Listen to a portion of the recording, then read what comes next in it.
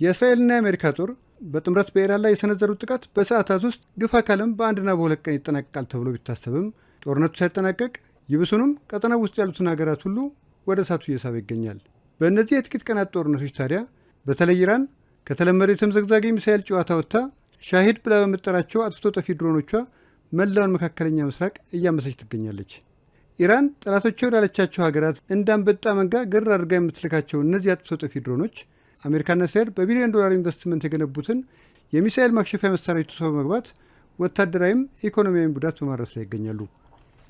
ሻሂድ ወይም ካሚካዚ እየተባሉ የሚጠሩት እነዚህ አጥፍቶ ጠፊ ድሮኖች በአሜሪካንም ሆነ በቱርክ እንደሚመረቱት በመልክ የተሽሞነሞኑ በቴክኖሎጂም እምብዛም እንዲረቁ የማይፈልጉ ርካሽ የድሮን አይነቶች እንደሆኑ ይነገራል።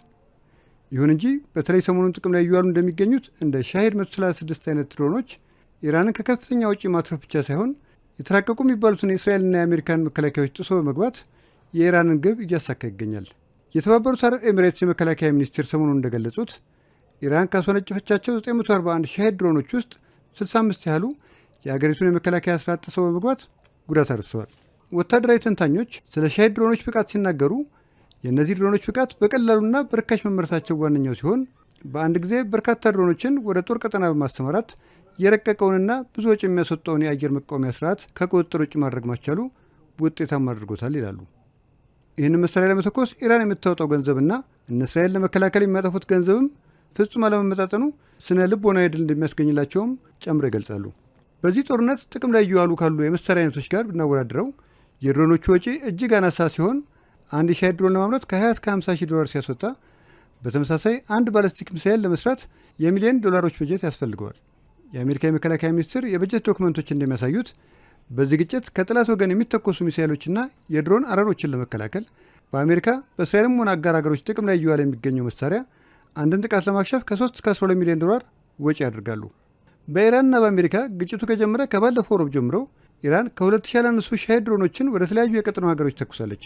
እነዚህን ጥቃቶች ተከትሎ ተጠቂ ሀገራት ጥቃቶቹን ለማክሸፍ ያወጡት ወጪ ቢሰላ ኢኮኖሚያዊ በሆነ ስሌት ከፍተኛ ኪሳራ ላይ መሆናቸው አያጠያይቅም።